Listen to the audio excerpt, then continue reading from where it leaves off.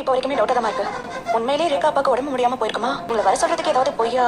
நான் பொண்ணு பிரிஞ்ச கஷ்டம் அவங்களுக்கும் இருக்கும்ல. நம்ம எல்லாத்துக்கும் சந்தேகப்பட வேண்டாம். என்ன பண்ணாலும் ரேகாவையும் சத்யாவையும் பிரிக்க முடியலையே என்று வெறித்தனமாக யோசிக்கும் சிந்தாமணி கணவருடன் சேர்ந்து ஒரு கொடூரமான திட்டம் போடுகிறாள். ரேகாவுக்கு அப்பா மீது இருக்கும் அளவில்லா பாசத்தை பயன்படுத்தி இருவரையும் பிரிக்க முடிவு செய்கிறார்கள். அதற்காக ரேகாவின் அப்பா திடீர்னு நெஞ்சுவலி வந்தது போல் நடிக்க ஆரம்பிக்கிறார். நெஞ்சை பிடித்துக் கொண்டு துடிப்பதும் இருமி வலியால் அவதிப்படுவது போல நடித்ததும் ரேகாவை பதற வைக்கிறது. அந்த நேரத்தில் சத்யா, நீ இங்கேயே இருந்து மாமாவை கவனிச்சுக்கோ, அதுதான் இப்போ முக்கியம் என்று சொல்கிறான். ரேகாவும் சம்மதித்து மாமியாரிடம் அனுமதி கேட்க இருவரும் செல்கிறார்கள்.